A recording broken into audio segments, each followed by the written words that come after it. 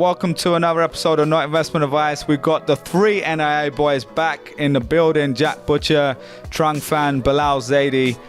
We're definitely not recording this on the same day as last episode. We've changed our outfits. We've got different hats on. We've got Trung. The sick Trung is making it happen. Well, to let's round just out give the the year. inside baseball. I woke up this morning feeling like ass 2 weeks ago, which would have been December, 6th? 2 weeks ago, last December 13th. When we recorded on December 13th, I went, yo, my kid's coughing.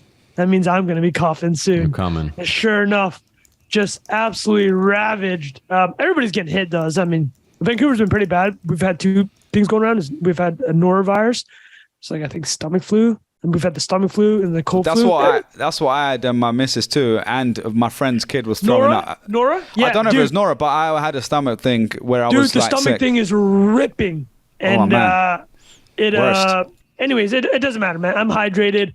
I'm caffeinated. Well, Jack wrote me this morning. He's like, get that zinc. So I walked down to 7-Eleven. I got some zinc immune support pills. And I got some old school Robitussin. I had that Tussin, boys. You got that Tussin, boy. Tussin. Yeah. Jack, yeah, that's one of my favorite comedy bits of all time. Jack, you watched Chris Rock. Is it Bigger and Blacker or Never Scared? It's one of the greatest sets ever. Bilal, can you do the joke? What's the Tussin joke? I'm not going to do it, but the premise of the joke is his dad. And everyone's got a version of this in every culture, right? Like, you're sick, and they're like, throw that Tussin on it, boy. And they're like, what do you need? My leg's broke. Throw on the Tussin. Or like, you got a cold? Throw on the Tussin. You know, that's what it is. This is so true for immigrant families, too. If there's, like, no Tussin in the ball, you put some water, you shake it up. Shake it up you get like all the tomato. juices. When you get tomato ketchup, what's a white person equivalent? Chicken noodle soup. That's obviously very popular, right? No, I'm serious, mayonnaise? right? Do you do that? Lucozade, Mayonnaise? isn't it, Bilal? Yeah, Lucozade. Lucozade. Caucasian equivalent. I mean, in the Vietnamese equivalent is obviously pho. Like my mom's like, "Oh, you sick?" She's like, "Oh, she's cooking up that." I like you saying that the white way too, Trung. Yeah. It's pho, yeah. Well, the Viet way. I don't even know how. Like my mom's got oxtail just like hidden in the house. As soon as someone's sick, pulls out that frozen oxtail, starts making the broth. Next thing you'll be flying after that one. Yeah, you're flying after that, man. But anyway, good to have you back, Trung. Yeah. Welcome back. Thanks for doing this. I know. Well, one of the things we're going to get to it in a minute, but I will say I think this is episode 92, 93. I can't remember off the top of my head, but we shared a little bit in the group chat. But you know when Spotify does the year in review and everyone gets nostalgic about all the good stuff happening. And one thing I will say is being pretty amazing that we've been able to do this every single week for 92 weeks or whatever. And it's been like times like this, people don't realize, right? Like Trung has had probably 2 hours sleep, he's sick. Jack's got stuff going on. I'm just flown out here. I slept a few hours before. And like, we love doing it. So it's great. So we're thankful like people will spend time listening to us. But these are the episodes you got to grind it, you know? You like having the listeners, knowing how much listeners appreciate some NIA bands. It's like, yo, we gotta deliver some bands. Maybe we're overestimating how much the NIA people care, but that's fine too because we care about this. And listen, therefore, that's what we'll talk about. This is Jack Butcher's like infographics come to life. It's just like keep grinding. That's it. That's the lesson. You keep grinding. We will record this and delete the file every week. Yeah. We love it that much. We would do 90 minutes and just destroy Antonio. Destroy this file. Yeah, this is it. That's it. All right. So look, boys, it's the last episode of the year. It's been a crazy, crazy year for all of us. So we're going to do a year in review. So just to give people should I just tell people what we're going to be talking about today? Yeah, just tell what we're going to do. And let me add let's also add one prediction for next year. I didn't put that on this. Cool. I don't know if biggest you guys wins, biggest L's, company of the year, person of the year, definitely not SPF, meme of the year, song of the year, which I need to think about on the spot in a minute. Favorite NIA episode and prediction for the year. That's a tough one. For next year. For next year. So why don't we just kick it off, boys? Biggest wins, Trung Phan.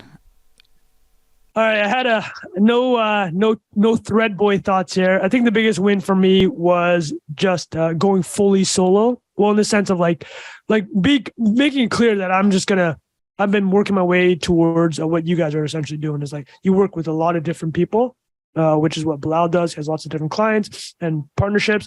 Jack obviously has his various businesses, but also various projects he works on.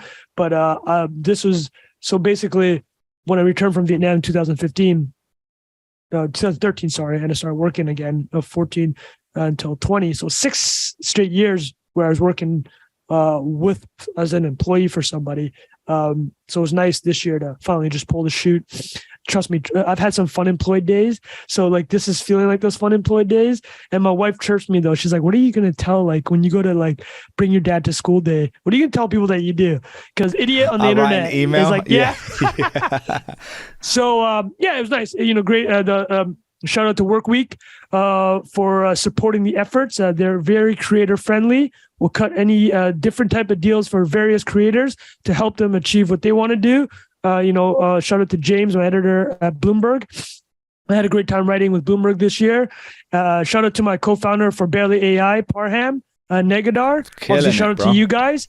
But yeah, take on various projects. What I will say is that the being out on your own, where you can kind of just do whatever you want, you can also lose focus in the sense of, if people know you're a free agent, they'll throw you ideas. They'll try to get you roped into whatever they're doing.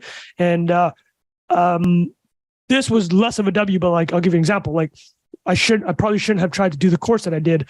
And then with Maven and Maven themselves, they pivot away from even working with creators primarily. I don't know. Wow. Who are they more focused on now? I think they were trying to do B2B enterprise. Jack, is that right?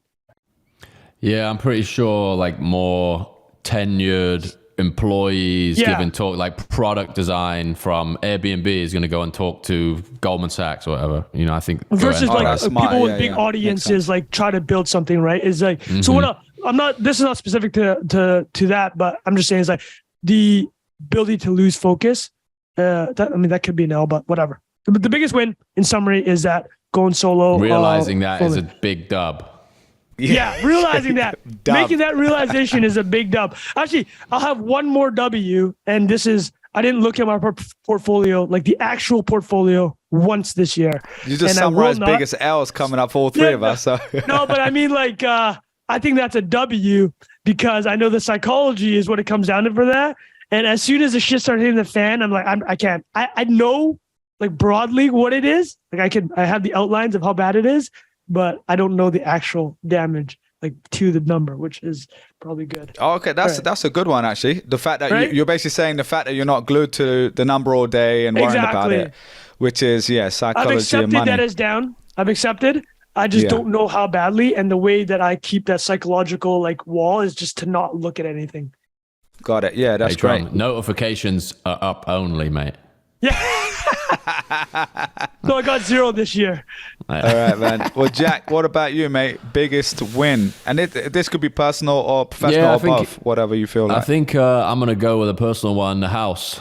Moving into a house. Yeah. Clicks to bricks. Getting the family grounded, foundational. It's been cool, man. We had a little party on Sunday. Got some people from... But some people... No, after. So just a little afternoon thing. So people we've met here, people who like happen to be here and we're connected to through VV, just like have a house full of people that you know through different means and settling down into a place after hopping around apartments for a long time has been very enjoyable. Hitting a new chapter of life.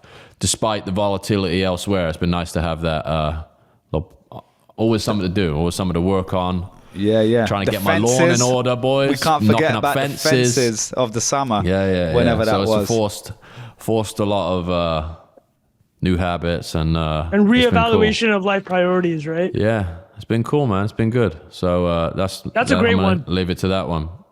That's a great W.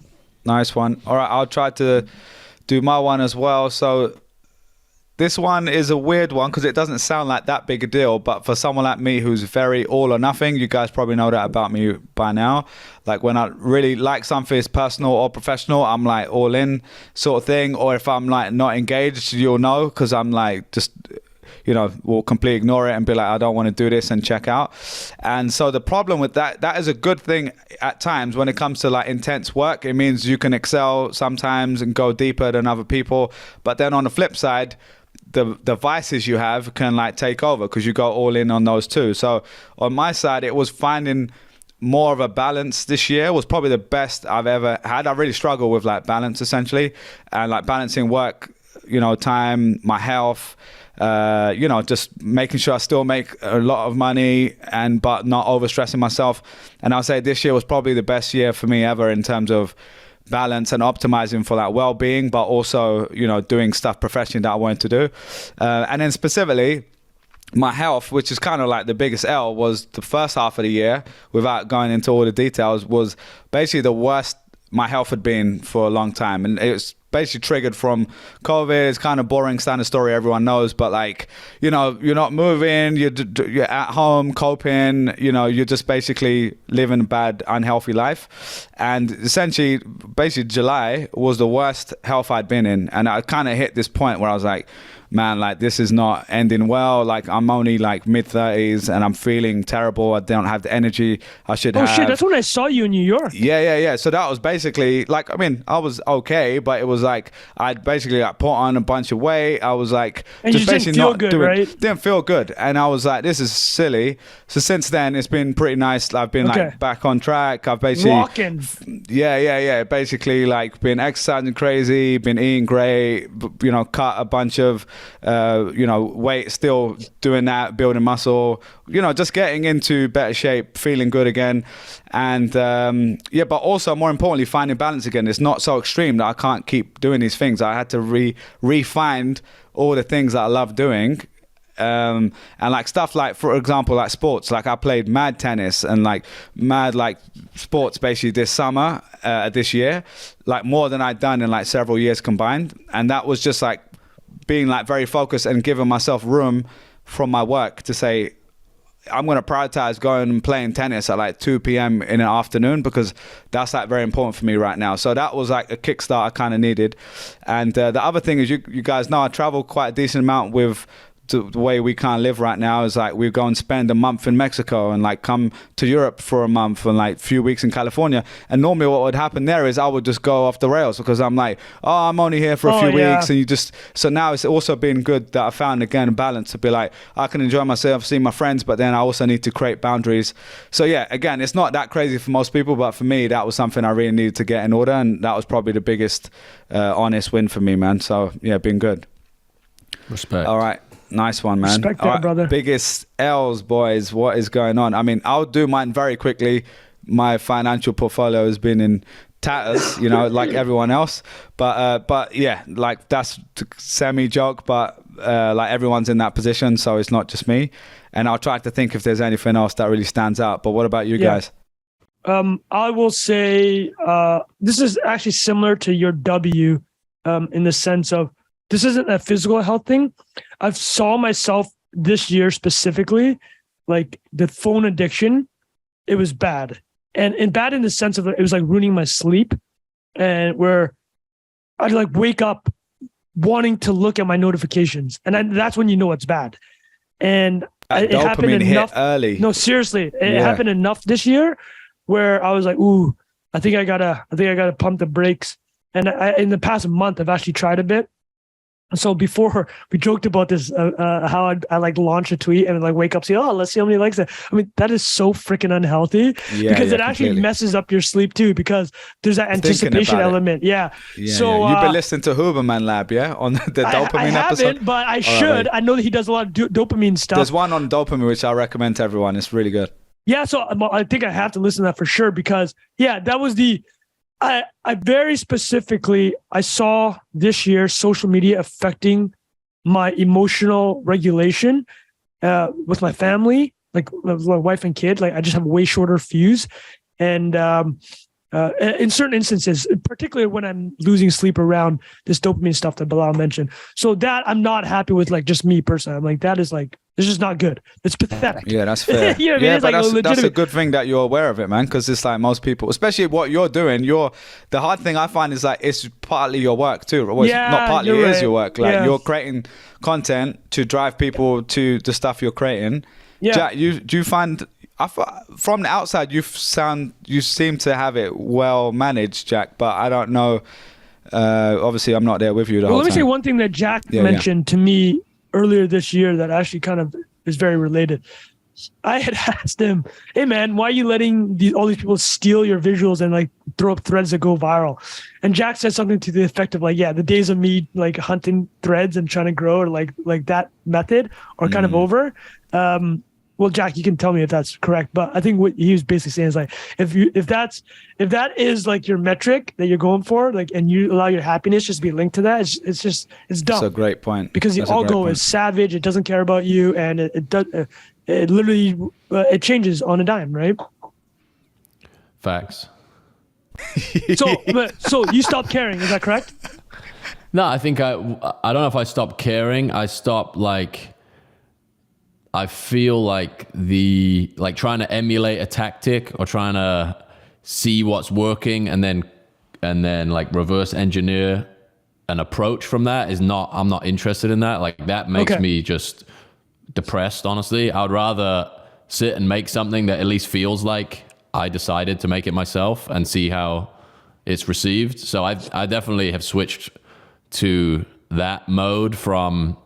Man, Celia and I have talked about this at length. Like, Visualized Value took off during the middle of COVID, and the world is a completely different place now. Like, there's so many like overlapping factors that made that just explode out of nowhere, and so many of the things that felt like realizations to me at the time are no longer realizations. So I'm just like moving past some of the things that are already out there, and the idea of like trusting the things that are interesting to me to fuel the growth of the business. That's a hard thing to do, rather than like go back to the emulating tactics and like replaying things.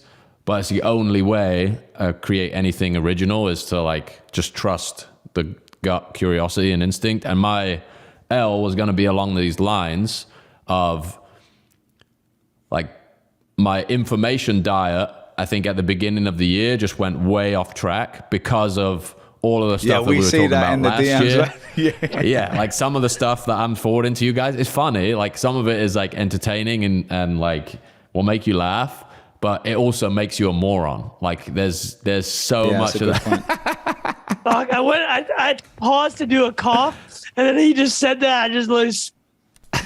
I got. So like I think that's the thing that we've talked about a bunch on this is like when you use the internet for your work and for like pleasure, personal, it's like a medium for both for so many people now that when I began the journey, they were much more like compartmentalized, and over time like they kind of grow together, and there's pros to that, and there's also a bunch of downsides to that. Where am I on my phone because I'm working? Am I reading this thing because I'm working, or am I just like being I'm loop. just wasting You're in the dopamine time? Loop. Yeah. And you know what? Honestly, for me, like I can always reset it if I just take one day off.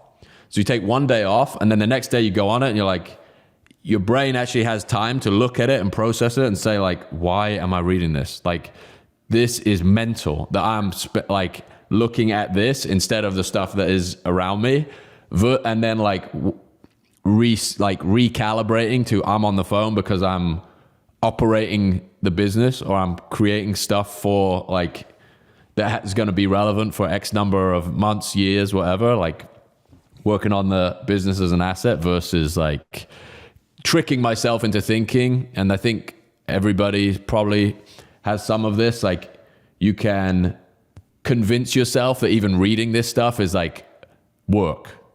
And in some cases, it's like when people do research, right? It's like people do get like 10 books. It's like, I'm gonna get to writing once I read these 10 books, right? Or I'm gonna do the thing after I read these 10 books. But what is it? It's called exploration versus exploitation. Like those are the two things. When you're exploring and reading, eventually you have to exploit whatever you're exploring. Yeah, man. And shout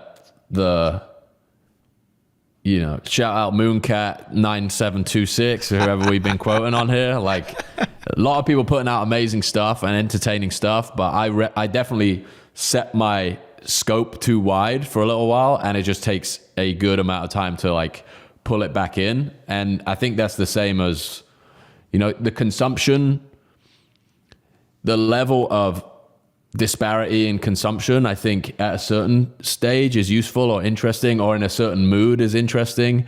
But then it obviously, if what you do for a living is like make very specific stuff, the more, not necessarily the more variety, but the more like, the further it strays from the things that are fueling your thing, the more it starts to dilute your ability to create great stuff. So be like really hawkish on the information diet is,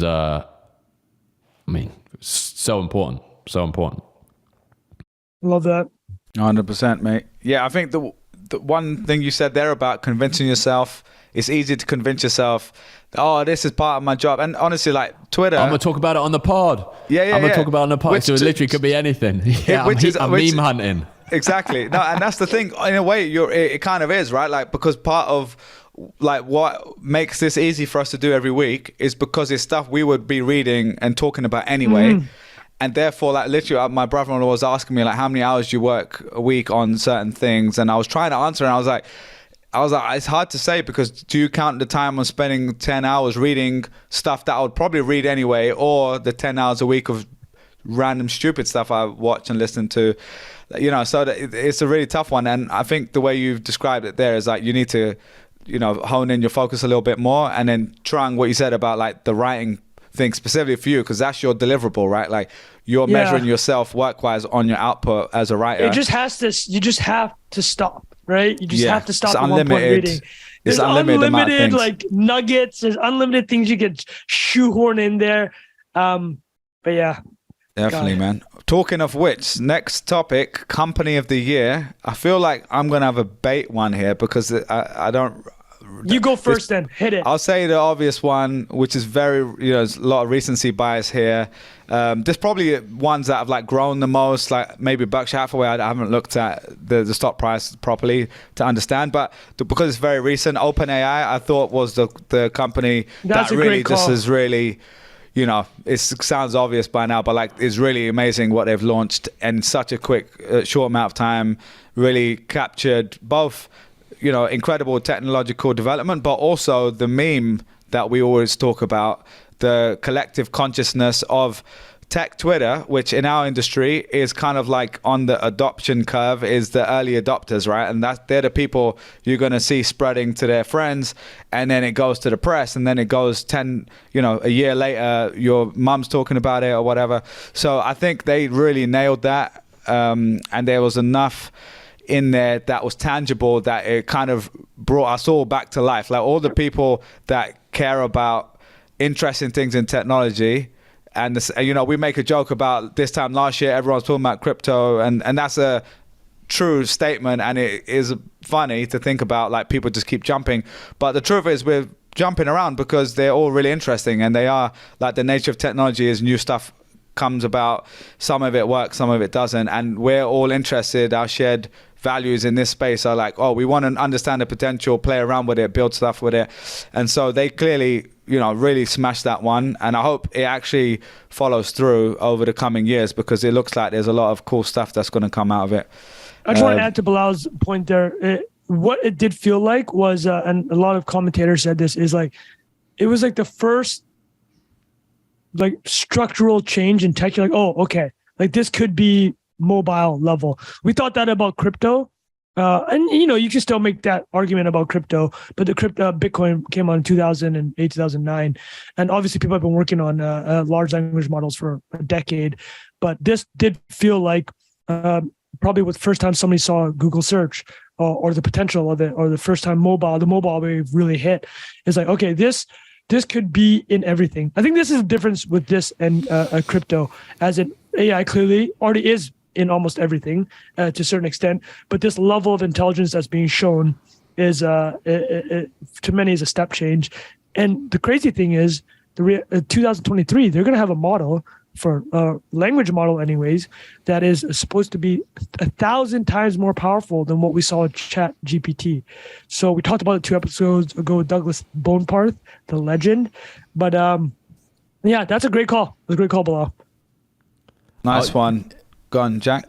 I was just going to say, like, this, how you were describing it, Trung, just made me think about just the nature of technologies. Like the crypto adoption curve is so much more influenced by incumbent things. It's like there's so much existing infrastructure that opposes those ideas. And with like when you experience the like chat GPT thing, it's just like nobody's going to stop this. Like how are you even going to begin to, who even identifies as the opposition? Like this artist, that artist, this person, middleman. It's just like when you see like a step change, it's like it just leapfrogged all the questions, and it's just like, oh, it's obvious. The genie's out of the bottle. Why we're going to use this. It's like the genie is 100% out of the bottle. There's no way of ever putting it back, right? Like that. That's a great way of describing it. When you see it, it's like, because with crypto, I never thought about it that way. You're saying with crypto, it's like, oh, the U.S. government will try to shut it down. China will try to shut it down. Hackers will crack it. But with AI, what we saw with ChatGPT is like, oh, this genie's out the bottle, man. Like this, there's no going back from this. Yeah, and I think the same things will maybe be attempted, but it's just like a completely different beast, right? It's just it's so much more of a meta concept than like, I have this currency in this wallet, right? It's like the way in which a computer functions seems hard to, I mean, not to mention the fact that like the minds that are regulating this thing have no concept of how the stuff works in any capacity, right? Definitely. Love that. All right. Powerful one, Bilal. Who wants to go next? Yeah, definitely. Jack, go nuts. Jack, you got one? I think I was going to go Twitter. Interesting one. Definitely gone. Narrative-wise, obviously, we've talked at length, probably to our listeners, discussed at this point the amount of times we've spent talking about Twitter, but I'm going for that just pure like amount of narrative it's captured, amount of disbelief in the value of it, and I think on the long enough timeline, all the thesis will be proven out that it is like a ridiculously valuable network, despite all the stumbling blocks we're seeing on the way. Well, I think when was the takeover announced? It was like earlier in the year. April. Yeah. So it's taken up the whole year, company of the year for me. That's why I was going to say that before Jack did. But the main part was like, it's not that, hey, it's company of the year because it's the best or most powerful, or like Bilal said about OpenAI, the highest growth is like, this thing ate up for 3/4 of this year, because Elon's announcement of his big stake was around March. So we're really talking about 9 months of this year has been, will Elon own Twitter? And to Jack's point is like, what is Twitter actually worth today? It's probably worth less than 10 billion in a public market, maybe 5 billion, like legitimately 5 to 10 billion. Unreal. Elon paid 44 billion for it, but look how much it just sucks the collective world's energy into talking about it, the different topics. All the issues that we've had with Facebook, Google, YouTube over the past 3-4 years, freedom of speech, government intervention, trolls, hackers, social media is warping people's minds. Like, all that's compressed into like 6 months, right? And then in the last 6 weeks or the last 6 days, it just gets crazier and crazier. I think from a mindshare thing, there's no question it was Twitter. Since I don't want to reiterate what Jack did, I got to have a little something different. Is I think the other thing that's related is we saw the importance of Starlink and SpaceX, and which is unfortunately, I'm not unfortunate, but it's related to Elon also. Obviously, he owns half of SpaceX, which is basically $150 billion rocket launching company, but they make their money from the Starlink, the internet service. I think that over the next decade, you remember when we did what's the next $1 trillion company? We were looking at companies worth about 100 billion. Everything we picked has been totally clapped. I'm not going to embarrass myself by reiterating what those companies were, but I think SpaceX legitimately probably has the closest chance, at least $500 million. It's worth 150, 200 now, but it's just anything the hard tech side, right? But if I talk about the entire industry, I talk about oil and gas. We saw it with the awful situation in Russia, Ukraine. Oil and gas was building up in 2022. I'm in 2021 as the COVID situation was clearing up and demand went up again. But you're seeing a lot of the Exxons of the world. I mean, if you look at the 10 biggest by revenue companies, there's still like 6 or 7 of them are still oil and gas companies, right? They're just not getting crazy multiples, so their valuations aren't as high as like a Tesla or a Google and Apple. But oil and gas, that's it, right? It's still what the world relies on. Unfortunately, we're trying to transition away, and I'm not going to name a single company in that space, but we all know the big ones. But I think kind of a comeback of that industry and people understanding. And due to a very unfortunate event, which was Russia's invasion of Ukraine, but Europe's pivoting its entire energy policy now. China, by some measures, the world's biggest economy, has to revisit what their energy policy is going to be, right? And we were caught up in a lot of the tech and digital first hype, and what gets lost in a lot of that is that the real world stuff, commodities, hard energy, the bottom of Maslow's hierarchy is what ultimately really, it made a comeback big time. Yeah, perfect, man. Love it. All right, let's get on to the next one, boys. This is Person of the Year. I will just go very quickly because it's top of mind, because we just talked about the World Cup in the last episode, and as a football fan, you kind of can't not just say Lionel Messi, right? Like it's so obvious. I remember when we did the Joe Pomp episode and I made the worst prediction of all time, and I said William Saliba would be the player of the tournament, played about 7 minutes for France. No, it was one of those where I thought France could win, and I was trying to find one that wasn't obvious, like Mbappe or Messi, and I was like, he's had a really good season. If they decide to play him, he could like smash it. Absolute ridiculous decision by me to make that the prediction for the tournament. But I will say Messi, we've been discussing him for years. Is he the GOAT? Is he not? Is it Ronaldo? And to do it now, it's not even a debate, right? Like it hasn't been a debate for a while in my eyes, but now we're finally there where it's like he's the GOAT. Everyone gets it. He did those epic pictures for LVMH where he's holding the GOAT and he's doing the photo shoot with Ronaldo. And it was just kind of like a beautiful way to end the year, and like a beautiful tournament we saw. And as a pure football fan, any objective football fan can't be unhappy for a guy like that who's put everything into the game and given us like moments like even the final, the way he played at 35 years old is, we're not really going to see that at that age again, probably. So that is my my person of the year. I almost said player of the year. What about you guys? I'll go, Jack, go nuts. Yeah. I got a pretty niche one. Mine's Andrew Schultz. Oh, yeah, here we go. Yeah. Schultz, we talk about him on the pod a lot.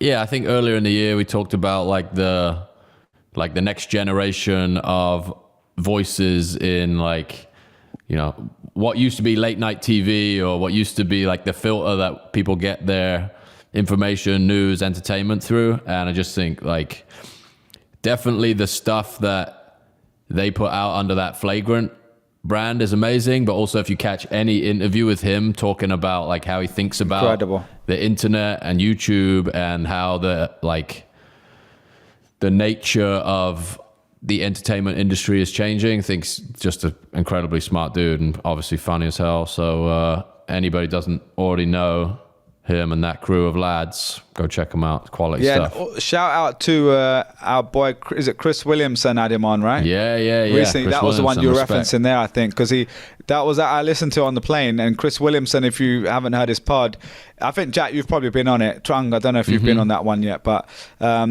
he's, his tone is a bit more serious and he does incredibly high quality interviews and the quality of the video is insane. Like he done one with Jordan Peterson and others, but the one with Schultz is cool because he actually, the humor's coming out of him, and they talk a lot about, like you said, media and attention, and hearing even them talking about like a boxing match between not Logan Paul, his brother, what's his name? Jake Paul Andrew Tate. And Andrew Tate.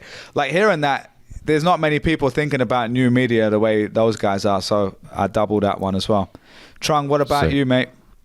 I'm going to just go with the consensus here. I mean, if you hit any of these person of the year lists, you guys know who it is. And again, this is not a full endorsement, everything that individuals have done or doing in their life.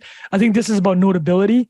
It's Zelensky. in terms of that's the full mainstream take. But if we talk about if you look at the history of what Take Time magazine, the most influential person of the year selector over the past century, it's like their criteria is essentially who was the newsworthy individual and what was the impact of their work in often geopolitics. So I'll give you an idea.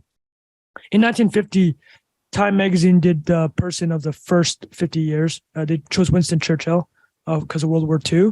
And then at the end of the century, they chose the person of the 20th century, and they chose Albert Einstein. But they've also famously chosen Stalin, Hitler, lots of world leaders. Yeah, I was gonna say, like, it's controversial, but Putin is the if you want to talk about the fuck up emanated from not there. This is what again. This is every year you see it, right? It happens every year. They go, the Time person's announced, and you look at the replies, and it goes, yeah, they also picked Hitler. But it's like people are completely misunderstanding the purpose. Right, missing the idea of it. Yeah. It's not, you're not supporting everything. Listen, what Zelensky did as a leader of the Ukraine at the beginning of that war is undeniable, right? You could say that him and the U.S. government and NATO made missteps on the way up, in the sense of like, we know the other side of the argument, right? It's like, oh, they're pushing up against Russia's borders. Russia made a red line clear. We know that side. Putin, the clear aggressor here. But to Jack's point is, if you want to talk about the most noteworthy and the catalyst, right? It's him or Xi Jinping in terms of Xi Jinping probably going to be next year because of what's happening in China right now. They're really up against the wall, and we're talking about individuals. We're not talking you have to agree with what they've done or who they are and all their policies, but we're talking about newsworthiness, which is why I appreciate your guys' answer. The person of the year, I really like Jack's answer, right? It's just like, this is Schultz as the person of the year is like very native to NIA in the sense of like, that's the lane that we play in, right? It'd be like a basketball magazine, if a basketball magazine, you're going to pick a basketball player. And like, this is the lane we play in. Jack picked that. And since you guys came with such strong picks, I just had to go with and explain, I think, what traditionally what the mainstream media does what person for of the year is versus, it doesn't mean the ultimate winner in every single way. It's like a very notable person who did something. Dude, like there's how, if you think about this year was crazy. There's hot competition for that top 10, man. There's a lot of crazy stuff. of people doing some crazy shit, right? Very influential individuals. I just a small detour about the time thing. I always find it fascinating. Like, I think they picked Hitler in 1938, and then they picked Stalin the next 3 years. But I mean, that's when people eat the news cycle the way they do, like, and they eat it because of what they're doing in the real world, right? The real world impact and how many people are impacted. I think that's how a lot of these publications look at it. Yeah. And I think working to remove the bias that it is an endorsement is good for everybody. Yes. 100%. It 100% is because it gives you the ability to talk about it, right? If you can't acknowledge that Putin was a major player in like 2022, it's like, what are you even doing, right? Right. Yeah, that was good, boys. That was great. Yeah, nice one. Let's get on to lighten the mood a little bit there. Meme of the year. Trung Phan, trigger happy. Okay. There we go. That is perfect. That's the only winner here. For the listeners. Hey, April too, respect. Yeah, this is my meme of the year. It's a meme of Elon in his Wario outfit in the boardroom. And it says Twitter's next board meeting. This is on April 4th, 2022. I think this is when Elon put out the offer, or shortly after he put out the offer, and said, I'm going straight to the end. But the real reason that this meme made it to meme of the year is because it ended up in those famous leaked Elon Musk texts. And this, let me set the scene. Yes. It's available for everybody to check themselves. Go Google Elon Musk check the chain. Twitter acquisition PDF. You'll get a 44-page PDF from Discovery during the lawsuit. Trung Phan is on one of those pages, and this tweet showed up in a three-way chat between Parag Agrawal, the previous CEO of Twitter, and Brett Taylor, the previous chairman of Twitter and a current co-CEO of Salesforce, but he's leaving Salesforce. This was the tweet. This was the conversation. I guess incredible. That should have been your biggest W of the year, man. Biggest W. Yeah, that's huge. That's huge. Brett Taylor sends this tweet to the group chat, and wasn't it the day of the Twitter? Wasn't it Twitter board meeting? Yeah, it was like the day of and then Elon just gives it the old ha ha ha, and Parag says in a now not great prediction, like great things ahead. You need to frame that, put it on your wall, man. That's I know, hilarious, right? Because I remember meeting when I met Trung first time, and I've asked you this several times on different occasions. The consensus you always tell me is like, I'm like, why are you doing this? What's the longer term plan? And the thing you always say to me is, look, man, I'm doing all this so more people can see my jokes. That's pretty much what you say, all my memes or my jokes. Yeah. For me to shoehorn into what Jack described as the company of the year, that storyline, for me to shoehorn that tweet and that meme into that storyline somehow, it's exactly like Bilal said. Incredible. Like that's the apex of what I'm trying to accomplish. Or listen, are some people trying to do way more quote unquote important things? Sure. I'm just saying that's my personal apex, is to sneak memes like this into situations like that. Anyways. Love it, mate. We got to get you minting in 2023. Yeah, that's true. Prediction for the year. Yeah. All right, we'll get onto that in a minute. Jack, did you have one? I got a meme, meme of the year. Do you want to share screen? Right, do you want to read it out for people for most of the people only listening, not watching?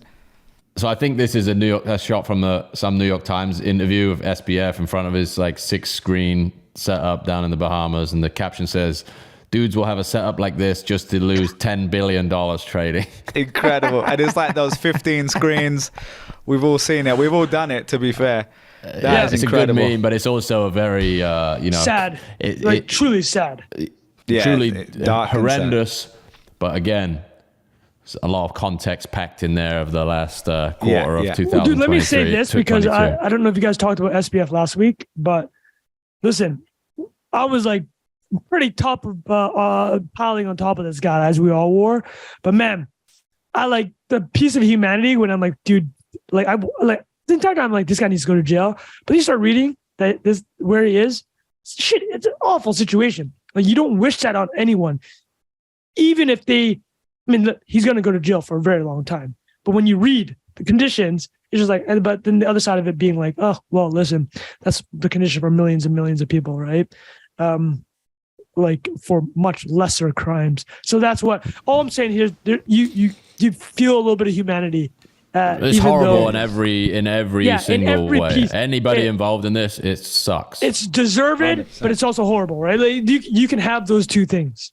Yeah. All right. Lightening the mood again here. We got, 1 second, sharing my screen. This to me was one of those where we put it up on the screen, we all cracked up, and it was also beyond just the image. It was like a crazy just moment in crypto history. So we've got this one here where it was our boy Vitalik. We did a whole episode. I was reading through the titles of our thing the other day of our podcast, and for people only listening, it was the Vitalik packing heat episode. The tweet says my entire net worth is in this man's pants. But it was just, that moment, it was just going. This is a forever meme, right? It's going to be there forever. Incredible. We're going to reference it and use that for a long, long time. To justify every decision to buy some more ETH. Exactly. What was your due diligence? Just show them the picture. Just show them the pic. Exactly. All right. Song of the year. I'll go really quickly because it's top of mind, because we were listening to it all weekend and I'm almost sick of it now. But Jack mentioned Fred again a couple episodes ago, the Boiler Room set that he did. But I will say his song, which is his most popular song, Turn on the Lights, that is super popular and very mainstream, whatever, but still absolute banger. It's actually not really the sort of music I listen to. Mostly I listen to hip hop, R&B, UK garage, grime, some acoustic once in a while. But this song was on repeat for a long, long time. And I will say more so just him as a person, like we said, he's like on a crazy trajectory. He's already very famous, obviously. But I just think he's going to like take over the world in his own way in the music world. What's the name of the song? I'm going to put it on the rotation. It's like Turn Out the Lights, that one. Okay. Turn up. Oh, if you go on Spotify and just type in Fred, Fred space again, it's his like number one of his number one songs, so you'll see it in there. But yeah, he's just incredible energy, incredible vibe, and I really like that Boiler Room set that we shared. I saw some people sharing it in the comments that they were listening to it on Telegram, and yeah, there's just like a happy feeling, and it was nice to see, you know, after the pandemic, like all these people in a crazy packed room enjoying music, just being happy. And every time I hear that song, I think of that sort of vibe. So that was probably the song of the year for me. There's others, but I'll probably get cancelled for those. So I'm going to skip those this week. Let Jack do those ones. Yeah. Jack, Jack got a song of the year. Hey, Jack, I'm you throwing go one first. out. I don't know if we talked about this in the pod before. I'm going to do a little UK number. A little Stormzy. We're gonna go reasonably mainstream. Big Mel Storms. made me do it. Do you remember that one? Mel made me do it. Yeah, classic. Class. Watch the video. Just quality, man. Just a quality track. Big Storms. Also looks like another football player, Lukaku. And is it Lukaku? Yeah, he said a lot of people. Is it Lukaku? Yeah, there's a joke like he even talks about in his songs. Is that the song where he did it with Jose Mourinho? Yeah. The video was a masterpiece, man. Yeah. You gotta watch it. Did you see this? Jose Mourinho was in this. There was like a star-studded cast. I need you guys to link. I need y'all to link that because I need to add these two songs to the rotation. You know, Jose Mourinho, the manager, he's got that meme which everyone is like putting their finger up to their mouth. They both did that together in the video. It was pretty good. It's class. All right. It's class. Trung, what about you, man? A response to a decade-long, what do you call it? Beef, yeah, exactly. Yeah. Right. Trung, have you got a song of the year? I hope there's some Dipset in here coming. I do, boys. Trung T Fan song of the year is by Fletchy Too Fat. It's a rapper. I forgot where it's from.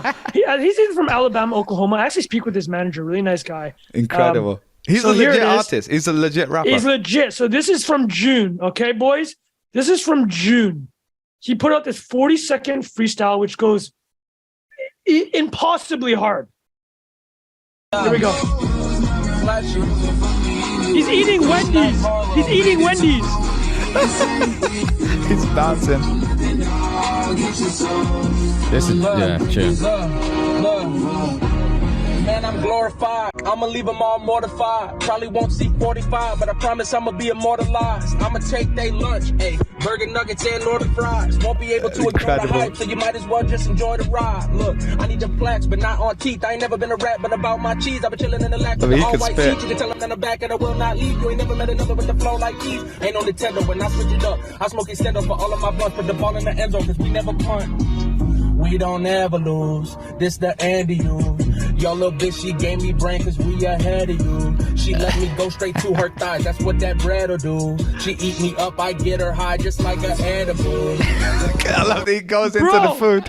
He zooms in perfectly on time. Hold on a second. Good. Be honest. How hard did that freestyle go? The way he catches the beat is incredible. Hold on a second. Actually made me want to change my tune of the year, the Churchill Downs. Dude, remember that one? Yeah, well, Jack put me on to Jack Harlow. So when I saw this guy's name was Snack Harlow, I'm like, oh my God.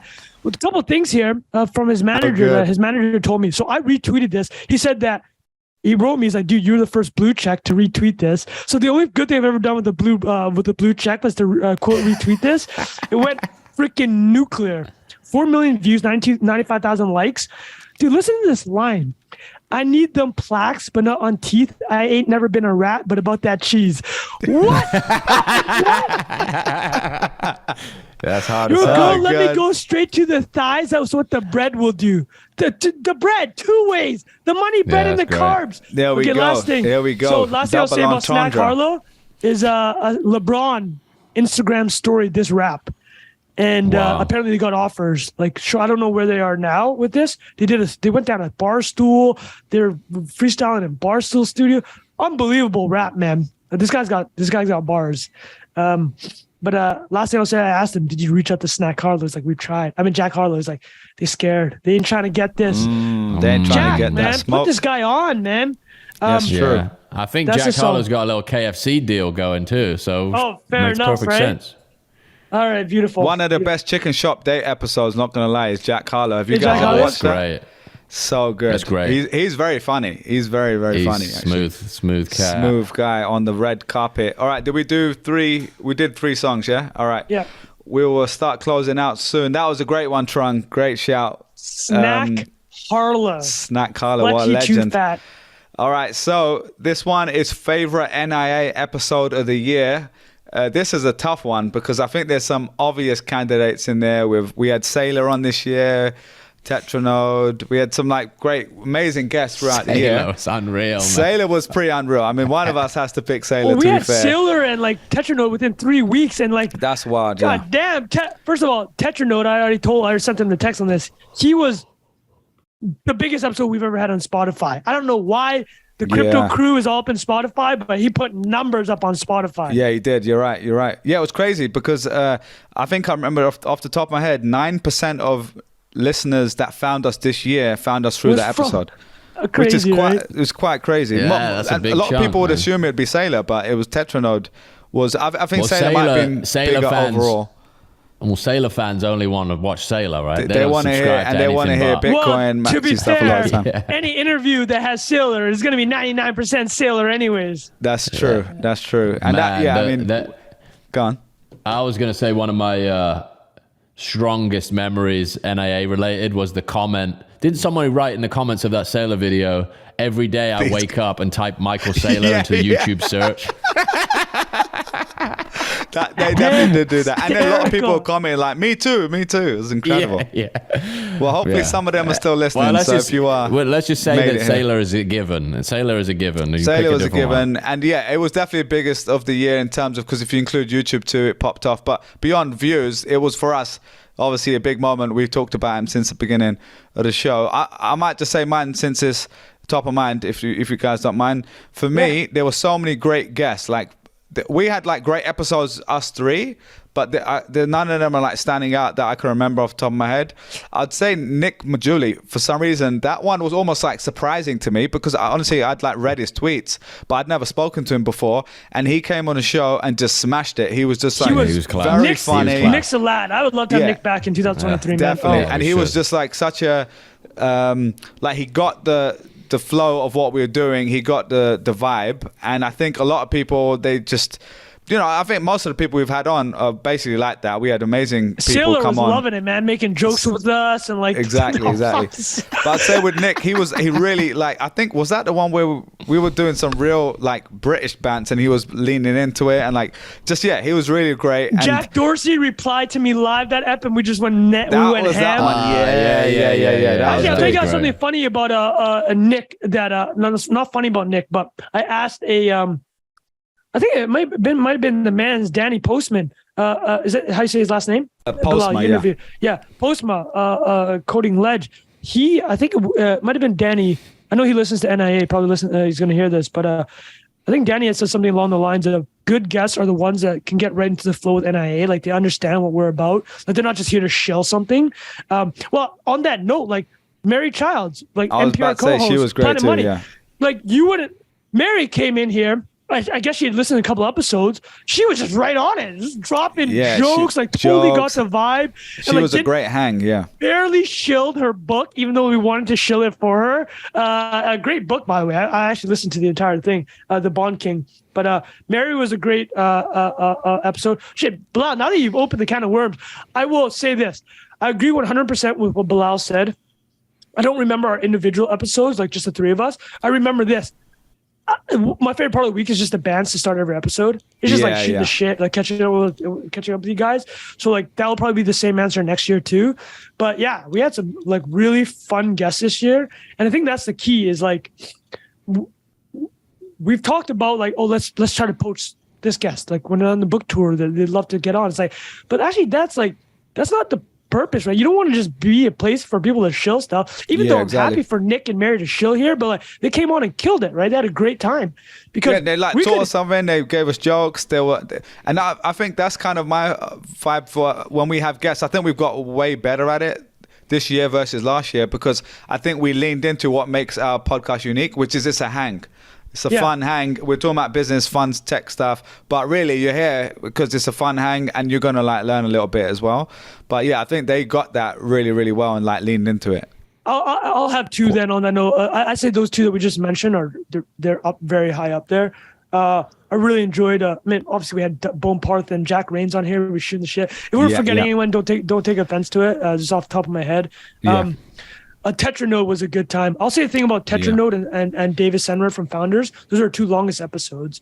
I like marathon episodes, and to see some of the listeners go like, I wish they had been longer. Like that's actually like we can run. Yeah, that's like, nice. Like I think we can run 3. Honestly, we could go for 2, 3, 4 hours. We do biology 8 hours. Yeah. Just save that one for biology. Just save that one, right? And the last thing I will say is I won't say Sailor. I'll leave that to Jack. I really enjoyed my episode with Ted Joya. I know that was just a 101. Oh yeah, that was brilliant. That was a good time. Front page of Hacker News. Yeah, I got to the top of Hacker News on that because Ted with Ted knackered is audio on that one as well. Yeah, right, knackered, man. That was old school. Yeah, how about that for biggest L? The biggest L of the year is that it took me 80 episodes of NIA to buy a proper mic. And the biggest win is that you now have one, so it's all good. Yeah, that's great. All right, so Jack, that was a good one actually. That was a great discussion. Yeah, go on, Jack. Enjoy one. I'm gonna go David Senra. I wasn't even on that episode, but I don't like. God. I struggle, I think, more than you boys to listen back to the episodes. I do occasionally, probably every third or fourth one, and that one I missed because I was something was going on. It was the last second. It was the last second thing. Yeah. Yeah, and I listened to it, and man, it was very motivating, very inspiring. Someone with that level of focus. It was really, really good. Well, and his like belief in the medium of podcasting as well was like very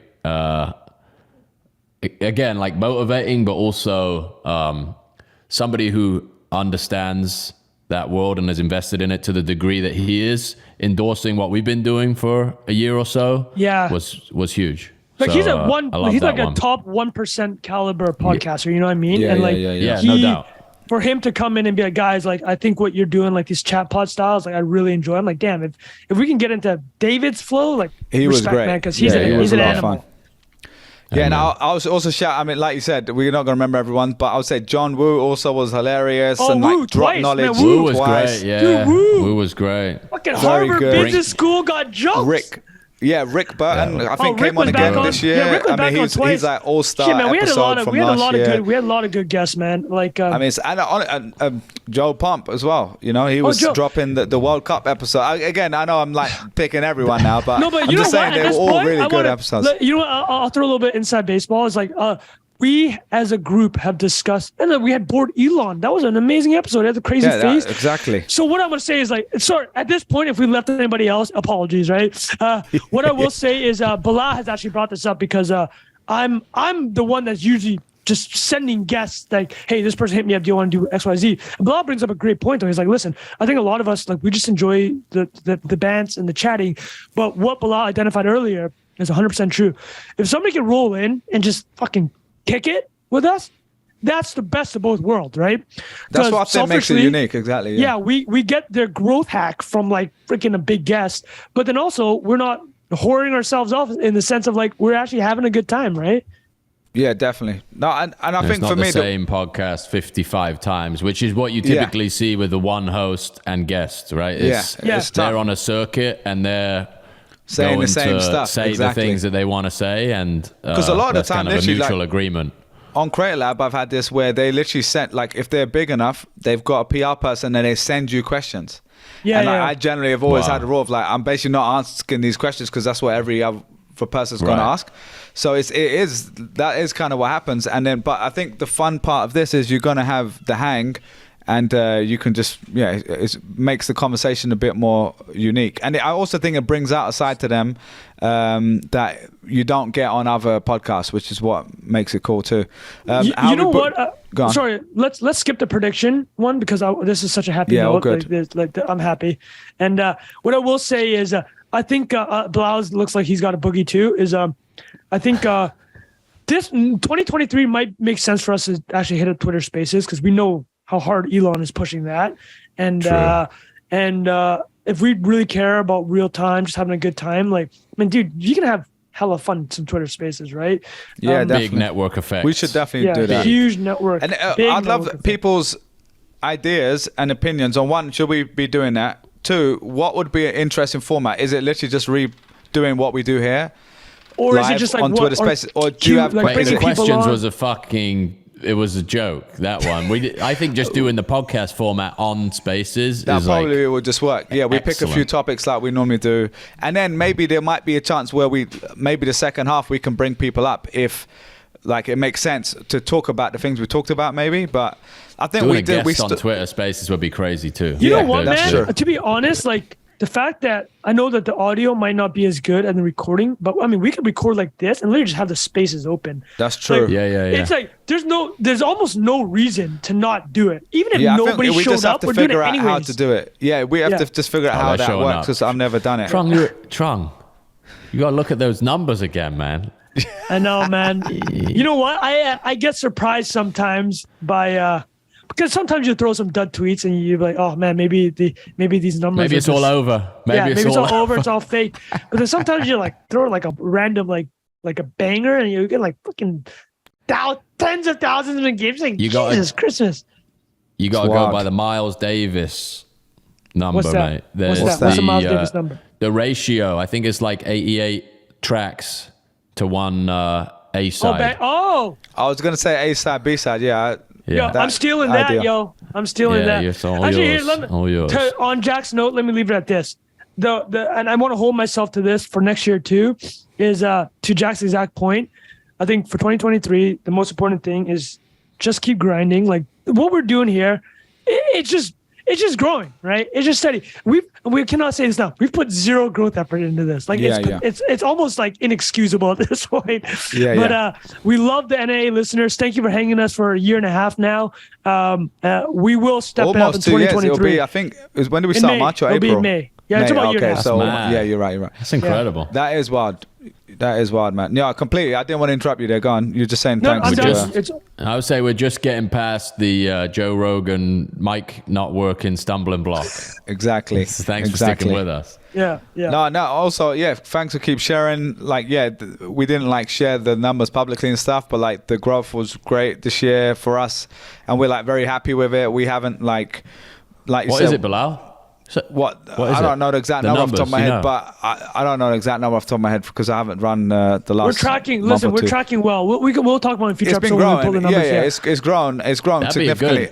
And that'd be a good segment, just a little transparency time. Yeah, we could share that. Yeah. And then trying not to big ourselves up too much, but just you mentioned the 1%. Our podcast is already in the 1%, just for context as well. Like in terms of global podcast listenership and stuff like that, and most shared would be a little bit less, but still that is great. I don't want to spend too long patting ourselves on the back, but that is that's not easy to do. 1% by the end and of the one year, prediction that I do have, we have to just shoot for the stars here, is we need to make NI the number one podcast in the investing category, just for the jokes of it. Obviously, the investing category is one very specific thing.